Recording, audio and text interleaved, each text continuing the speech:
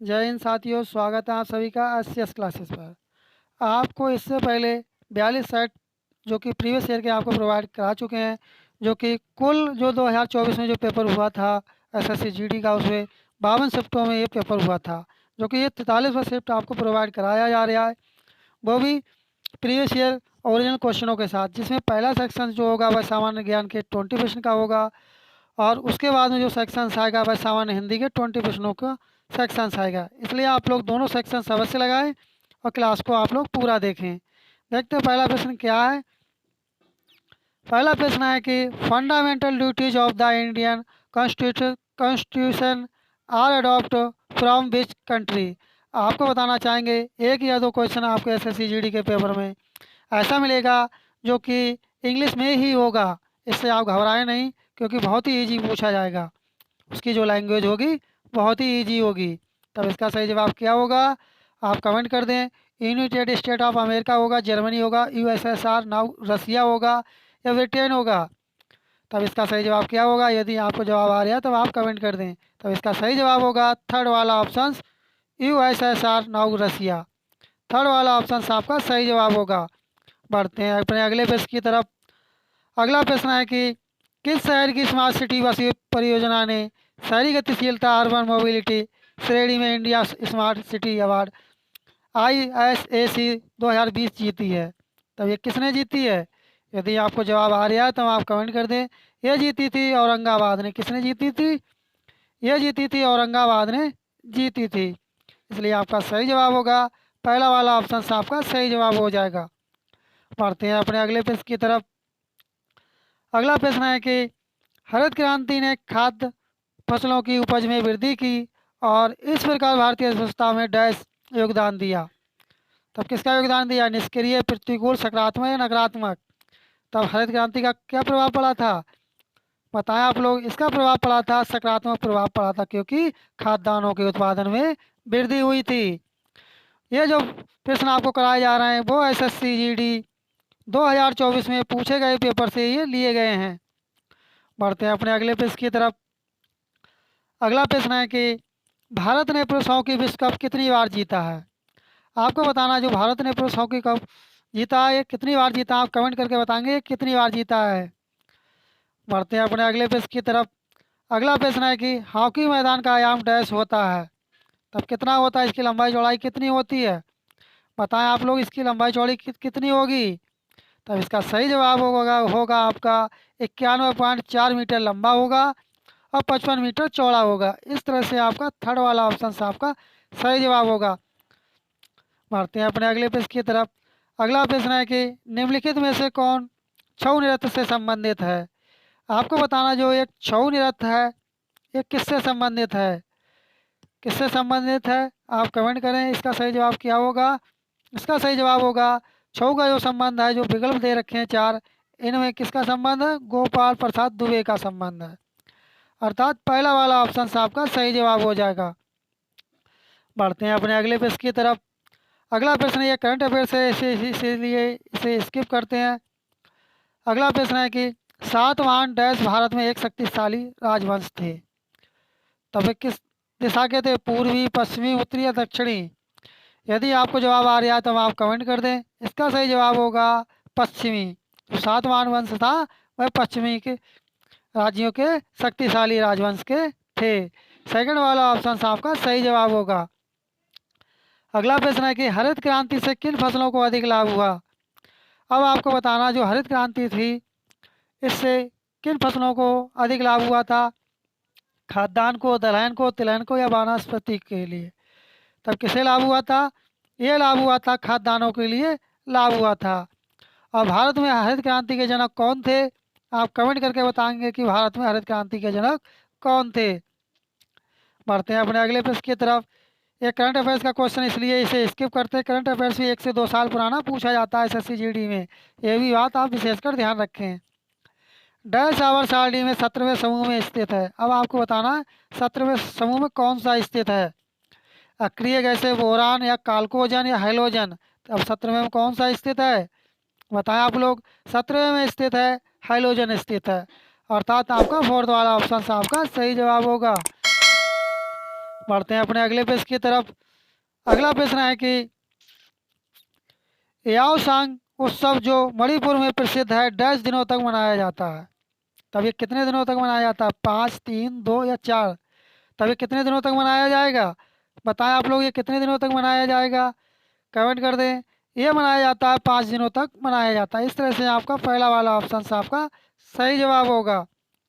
बढ़ते हैं अपने अगले पेज की तरफ। अगला प्रश्न है कि ग्लेशियर आमतौर पर डैश में पाए जाते हैं। जो ग्लेशियर होते हैं वे कहाँ पर पाए जाते हैं? मैदान में, पठार में, नदियाँ में, पहाड़ में?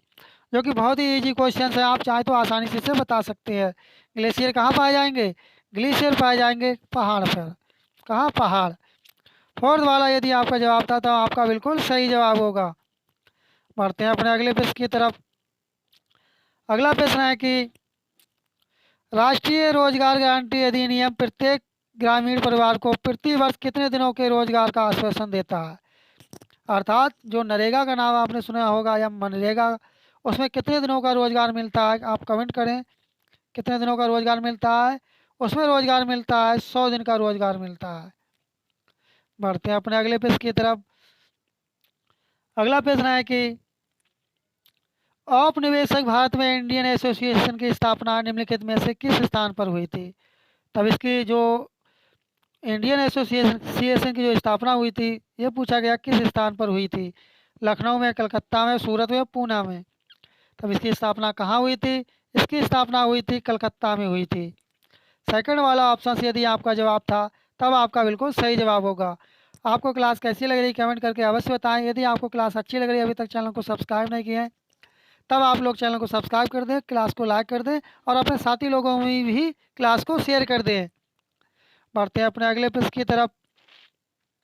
अगला प्रश्न है कि निम्नलिखित में से कौन सा लोक नृत्य मुख्य रूप से छत्तीसगढ़ में किया जाता है? अब आपको बताना कौन सा जो ऐसा लोक नृत्य है जो छत्तीसगढ़ में किया जाता है। क्या ये कालबेलिया है, रौद्र है, भांगड़ा है, राउत है? बताएं आप लोग, इसका सही जवाब क्या होगा? जो छत्तीसगढ़ का मुख्य नृत्य है वह कौन सा वाला होगा? यदि आपको जवाब आ रहा है तो आप कमेंट कर दें। कौन सा वाला होगा? वह होगा राउत। राउत जो नृत्य है वह कहाँ मनाया जाता है? वह मनाया जाता है छत्तीसगढ़ में। कहाँ मनाया जाता है? छत्तीसगढ़ में मनाया जाता है। बढ़ते हैं अपने अगले प्रश्न की तरफ। अगला प्रश्न है कि राज्य विधायिका के निम्न सदन को डैश कहा जाता है। तब निम्न सदन को क्या कहते हैं? कमेंट करें आप लोग फटाफट, इसका सही जवाब क्या होगा? निम्न सदन को क्या कहेंगे? निम्न सदन को कहेंगे विधानसभा। थर्ड वाला आपका सही जवाब होगा। बढ़ते हैं अपने अगले प्रश्न की तरफ। अगला प्रश्न है कि ईस्ट और हाइड्रोजन पेरोक्साइड डैश बनाते हैं। तब ये क्या बनाते हैं? Oxygen monoxide, oxygen, carbon dioxide या कार्बन बनाते हैं? तब ये क्या बनाते हैं मिलकर के? तो ये बनाते हैं ऑक्सीजन बनाते हैं। क्या बनाते हैं? ऑक्सीजन बनाते हैं। बढ़ते हैं अपने अगले प्रश्न की तरफ। अगला प्रश्न है कि भारत के गुजरात में स्थित एक सहकारी बैंक सेवा स्वनियोजित महिला संघ की शुरुआत डैश में हुई थी। तब इसकी शुरुआत कब हुई थी? कौन सी सन में हुई थी? कमेंट करें आप लोग, किस सन में हुई थी? इसकी शुरुआत 1974 में हुई थी। कब हुई थी? 1974 में इसकी शुरुआत हुई थी। अर्थात फोर्थ वाला यदि आपका जवाब होगा तब आपका बिल्कुल सही जवाब होगा। बढ़ते हैं अपने अगले प्रश्न की तरफ। ये करंट अफेयर से क्वेश्चन है, इसे स्किप कर देते हैं, ठीक है। इस तरह से अपने 20 प्रश्नों की जीके जीएस की अर्थात सामान्य ज्ञान के प्रश्नों की श्रृंखला कंप्लीट हुई। अब अपना जो सेक्शन आएगा वह सामान्य हिंदी का होगा, जिसमें 20 प्रश्नों को लिया गया है। वो भी प्रश्न आप कंप्लीट लगाएं, कहीं आप क्लास को स्किप कर दें, क्योंकि हिंदी के जो क्वेश्चंस होते हैं 20 क्वेश्चन पूछे जाते हैं एसएससी जीडी के पेपर में। इसलिए आप हिंदी के प्रश्नों को लगाएं, पूरा लगाएं, कहीं भी आप स्किप ना करें। देखते हैं क्या पूछा गया है। एक अच्छे निबंध में बुद्धि व हृदय का सामंजस्य होना चाहिए। उक्त वाक्य में प्रयुक्त सामंजस्य के स्थान पर उसके समानार्थी शब्द का प्रयोग निम्न में से किस वाक्य में किया गया? किसका? सामंजस्य का। बताएं आप लोग, इसका सही जवाब क्या होगा? इसका सही जवाब क्या होगा? कमेंट करें आप लोग। इसका सही जवाब होगा एक अच्छे निबंध में बुद्धि व हृदय का समन्वय होना चाहिए। इस तरह से यदि आपका जवाब थर्ड वाला ऑप्शन था तब आपका बिल्कुल सही जवाब होगा। बढ़ते हैं अगले प्रश्न की तरफ। अगला प्रश्न है कि नक्टा डैश क्या है? आपको बताना नक्टा क्या है।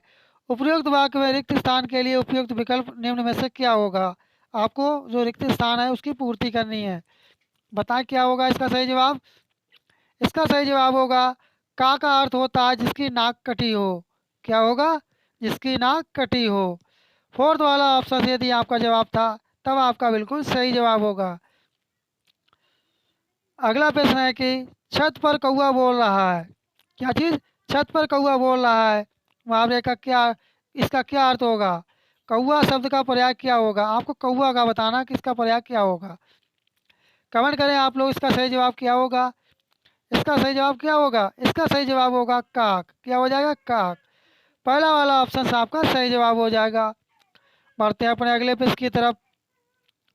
अगला प्रश्न है कि अगला प्रश्न है कि रेगिस्तान में डैश की सवारी बहुत मज़ेदार होती है।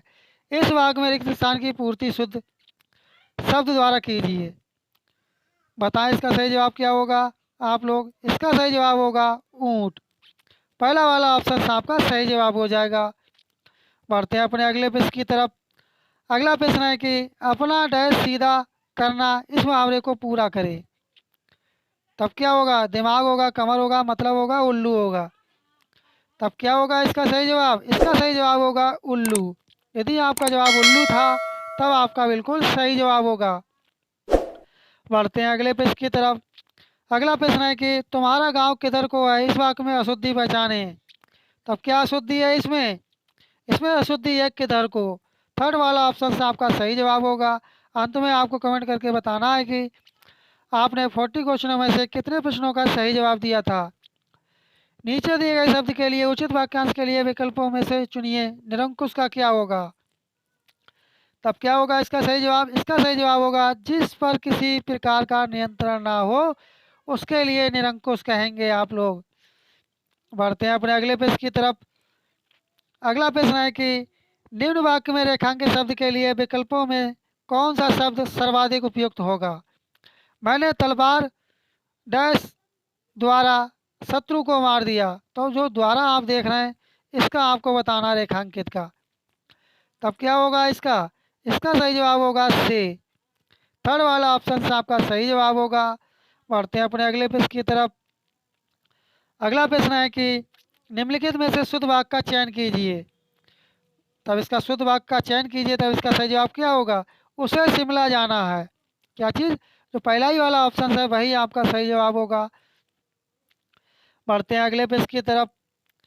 अगला प्रश्न है कि अगला प्रश्न है कि दिए गए मुहावरे में रेखांकित अंश के स्थान पर सबसे उपयुक्त विकल्प कौन सा होगा? अंधों में काना रानी। आपको रानी का बताना क्या होगा? रानी का क्या होगा? रानी का क्या होगा आप कमेंट कर दें आप लोग। अंधों में काना रानी। तब इसका सही जवाब क्या होगा? इसका सही जवाब होगा राजा। रानी का क्या हो जाएगा? राजा हो जाएगा। बढ़ते हैं अपने अगले प्रश्न की तरफ। अगला प्रश्न है कि यह हाल पंडित समाज के लिए आरक्षित है। उपरोक्त वाक्य में रेखांकित पद के स्थान पर निम्न में से कौन सा शब्द आ सकता है? जो आप ये पंडित देख रहे हैं यह रेखांकित है। आप देख रहे होंगे नीचे से इस तरह की लाइन खींची हुई है। इसका आपको बताना क्या होगा? इसका क्या होगा सही जवाब? इसका सही जवाब होगा शिक्षित होगा। फोर्थ वाला ऑप्शन आपका सही जवाब हो जाएगा। बढ़ते हैं अगले प्रश्न की तरफ। अगला प्रश्न है कि निम्न वाक्यांश के लिए सही वर्तनी वाले उपयुक्त एक शब्द का चयन कीजिए। जिसे ईश्वर में विश्वास हो। जिसे ईश्वर में विश्वास हो उसे क्या कहेंगे? उसे कहेंगे आस्तिक कहेंगे। और जिसे ईश्वर में विश्वास ना हो तब उसे क्या कहेंगे? उसे नास्तिक कहेंगे। क्या कहेंगे? नास्तिक कहेंगे। बढ़ते हैं अपने अगले प्रश्न की तरफ। अगला प्रश्न है कि निम्न शब्द के पर्यायवाची शब्द का किस वाक्य में प्रयोग किया गया है? पृथ्वी का आपको बताना है। इसका सही जवाब क्या होगा? इसका सही जवाब क्या होगा? इसका सही जवाब होगा वसुधा हरी भरी है। क्या चीज़? वसुधा हरी भरी है। पहला ही वाला ऑप्शन आपका सही जवाब हो जाएगा। बढ़ते हैं अपने अगले प्रश्न की तरफ। अगला प्रश्न है कि निम्नलिखित वाक्य में रेखांकित शब्द के विलोम से वाक्य के रिक्त स्थान की पूर्ति कीजिए। अगर पूत कबूत हो तो माता पिता का जीवन व्यर्थ हो जाता है और यदि डैश हो तो सार्थक हो जाता है। क्या हो? कमेंट करें आप लोग, इसका सही जवाब क्या होगा? इसका सही जवाब क्या होगा? इसका सही जवाब होगा सपूत। फोर्थ वाला ऑप्शन आपका सही जवाब होगा। ये जो सपूत देखना चाहिए आपका यहाँ पर आ जाएगा रिक्त के स्थान पर। बढ़ते हैं अपने अगले प्रश्न की तरफ। अगला प्रश्न है कि निम्नलिखित विकल्पों में से कौन सा एक वाक्य क्रिया विशेषण से संबंध रखता है? तब कौन सा जो क्रिया विशेषण से संबंध रखता है बताएं आप लोग। ये रखता है किशन बहुत तेज दौड़ता है। फोर्थ वाला ऑप्शन आपका सही जवाब हो जाएगा। बढ़ते हैं अपने अगले प्रश्न की तरफ। आपके एसएससी जीडी के पेपर में एक गद्यांश होगा। उस गद्यांश से संबंधित 5 क्वेश्चन पूछे जाएंगे, जो कि गद्यांश जो आपका होगा वह रिक्त स्थान के रूप में होगा। देखते हैं पहला प्रश्न के लिए। रिक्त स्थान एक की पूर्ति के लिए सर्वाधिक उपयुक्त विकल्प का चयन करें। जो आप ये एक देख रहे हैं, एक पाठशाला का डैश था, तब क्या था? यहाँ पर क्या आएगा? कौन सा वाला ऑप्शन आएगा?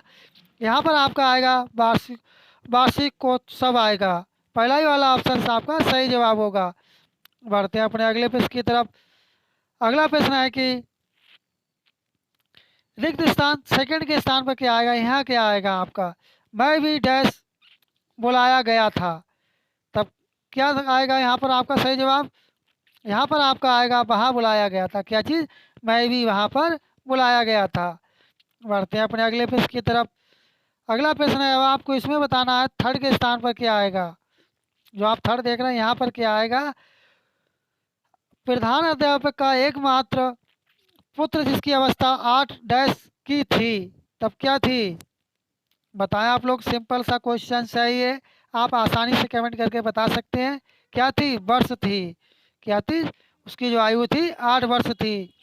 पहला वाला ऑप्शन आपका यदि जवाब था तब आपका बिल्कुल सही जवाब होगा। बढ़ते हैं अपने अगले प्रश्न की तरफ। अगला है फोर्थ के स्थान पर क्या आएगा? यहाँ पर क्या आएगा? आंखें सफेद डैश दृष्टि भूमि से उठती नहीं थी, तब यहाँ पर क्या आएगा? बताएं आप लोग। यहाँ पर क्या आएगा? यहाँ पर आपका आएगा थी। क्या आएगा? थी। पहला ही वाला ऑप्शन आपका सही जवाब होगा। बढ़ते हैं अपने अगले प्रश्न की तरफ। अगला प्रश्न है कि रिक्त स्थान 5 की पूर्ति के लिए सर्वाधिक उपयुक्त विकल्प का चयन कीजिए। जो आप फिफ्थ देख रहे हैं यहाँ पर कौन सा वाला ऑप्शन आएगा? भूमि से उठती नहीं थी डैश पूछे जा रहे थे, तब क्या पूछे जा रहे थे? बताएं आप लोग। क्या पूछे जा रहे थे? प्रश्न पूछे जा रहे थे। सेकंड वाला ऑप्शन आपका यहाँ पर आपका आएगा। इस तरह से आपके 20 प्रश्नों के सामान्य ज्ञान अर्थात जीके जीएस की क्लास क्वेश्चनों की क्लास सेट और 20 प्रश्न सामान्य हिंदी के प्रश्नों के क्वेश्चनों का सेट आपका कंप्लीट हुआ। इस तरह से 40 प्रश्नों का आपका सेट ये कंप्लीट हुआ। यदि आपको क्लास अच्छी लगी हो, तब अभी तक चैनल पर नए हो तो चैनल को सब्सक्राइब नहीं किया, तब चैनल को सब्सक्राइब कर लें, क्लास को लाइक कर दें और अपने साथी लोगों में शेयर करें। यदि आपका किसी प्रकार का कोई सजेशन या फीडबैक हो तब भी आप कमेंट करके अवश्य बताएं। मिलते हैं जल्दी नेक्स्ट क्लास में, तब तक के लिए धन्यवाद। जय हिंद, जय भारत।